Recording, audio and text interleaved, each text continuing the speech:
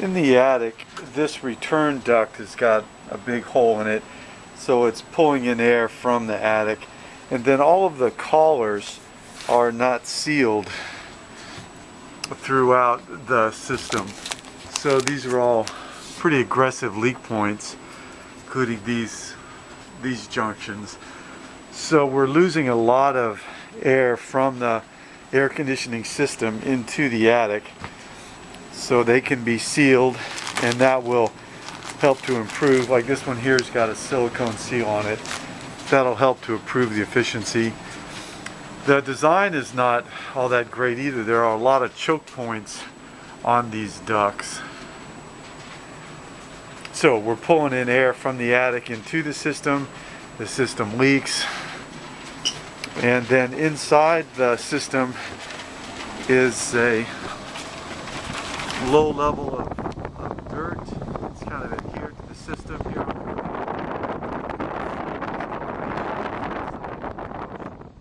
And deeper into the system, there's a light dusting throughout. Most likely pollen. I'm not seeing any mold growth. To make this attic more energy efficient, the penetrations should be sealed that go into the home. Looks like a bathroom exhaust fan. There's a lot of wiring, plumbing penetrations, air duct penetrations, and lack of insulation. So ideally these penetrations would be sealed and additional insulation installed, enough so that this wood is covered. And then of course this damaged area will be fixed, and then recommend that all of this flooring either be pulled up and new insulation installed underneath, or a foil foam insulation blanket goes on top of it, so that we're rejecting this hot attic air from heating the ceiling below. And then the attic ladder would get some insulation on the stairs. But relying on all the ventilation to come through these gable vents, there's minimal lighting at the soffits, so no passive air moving in and moving up. It's designed to move horizontally through here, which is okay, but I would definitely pick up the amount of insulation that we have in the attic, as well as seal all the holes.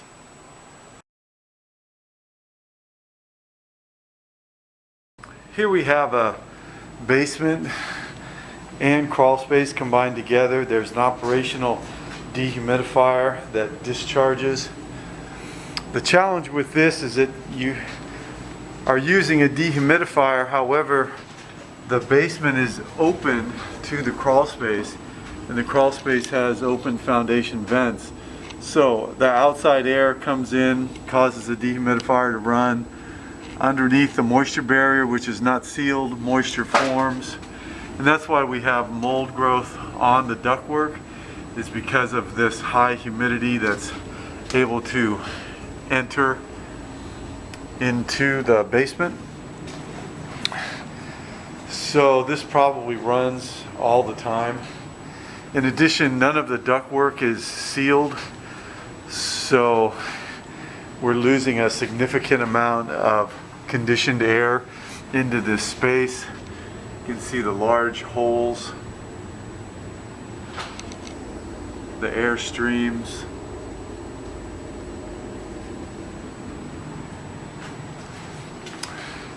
And then around the basement is a crawl space with different types of insulation. Many areas the insulation is missing.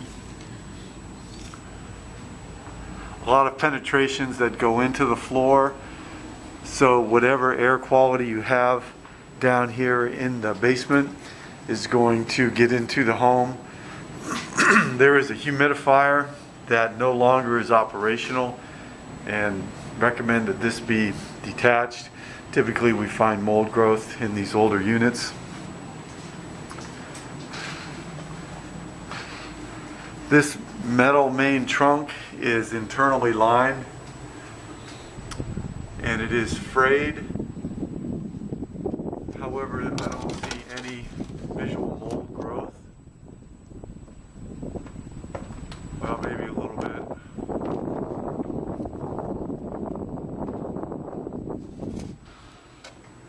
Recommend that this system be cleaned, sealed, and all of this internal insulation be resurfaced.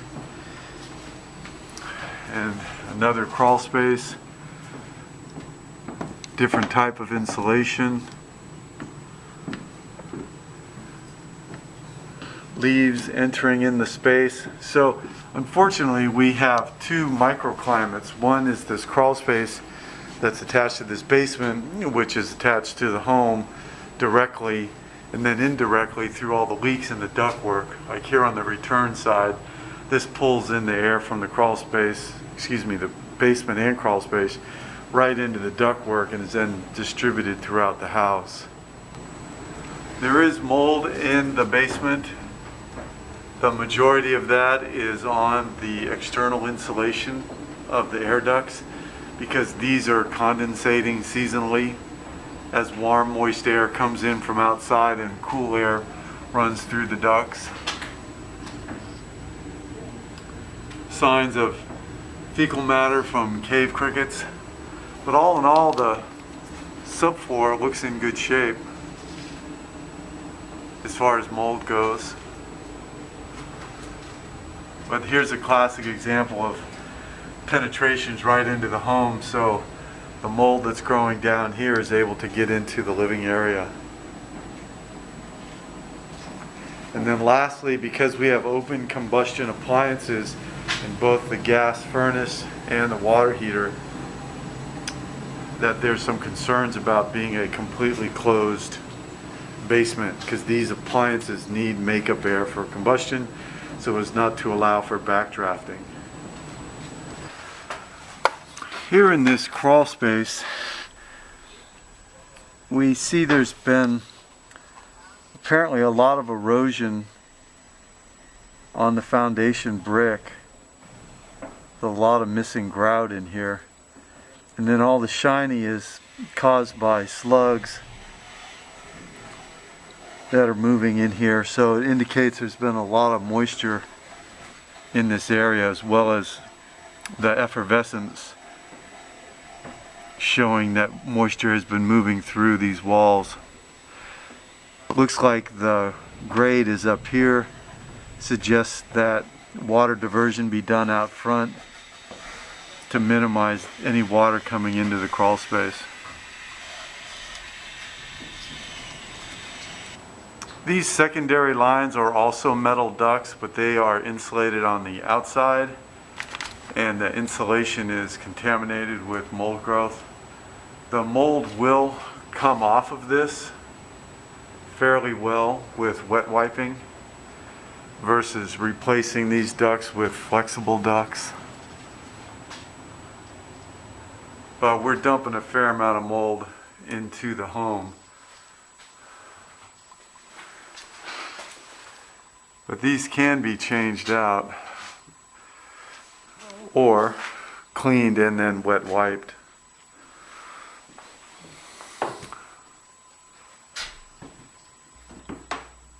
This picture is of the second floor main trunk, in which you can see the duct liner, and the bottom of the duct liner you can see a light layer of debris, and then that debris has been blown into the ducts. This coloration on the ducts is indicative of a system that has not had good air filtration or that has leaks in it. We don't like seeing this because potentially when the system comes on, it's able to puff a little bit of that debris into the airstream. On the first floor, looking at the return, the filter does not fit real well, and there is excessive amounts of debris within the return duct. This is problematic because it provides nutrients in the ducts for microbial growth and dust mites. The main trunk for the system downstairs in the basement also has some debris in it, mostly pollen, skin flakes, synthetics. Here's an example of what the main trunk looks like after it has been cleaned and resurfaced. It now can handle a higher degree of moisture. The secondary ducts obviously have some issues with cleanliness, but since the ducts are also not sealed and there's mold on the outside, the best value is to actually replace these secondary ducts and just clean and resurface the main trunk.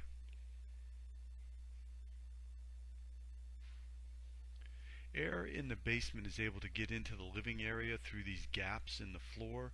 Here the metal air duct boot is not sealed to the floor. This is only an issue if the basement slash crawl space has mold in it, and in this case it does. You can see it growing on the external insulation on these secondary ducts. Best practice is to go ahead and remove these ducts.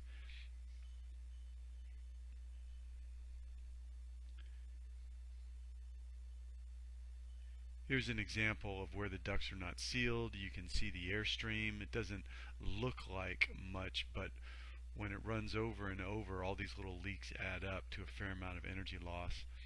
Lead testing was done sporadically throughout the home.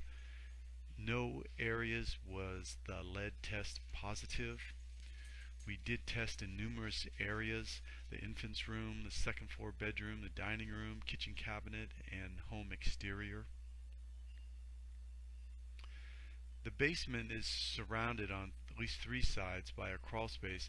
This particular wall looks like there's been a fair amount of water moving through it, thus you can see the loss of grout in the brick. So on the other side of that, there should be some landscape modification to inhibit water from pressuring the inside wall. Here's an example of what we would like to see the crawl space look like. It has an insulation liner on the ground and walls.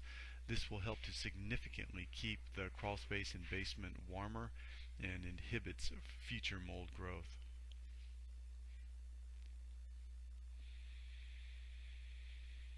This report is generated by Steve McLeod, owner of Indoor Environmental Systems. Since 1992, we have been serving the Raleigh, Durham, Cary, Chapel Hill areas, providing indoor air quality and energy efficiency services.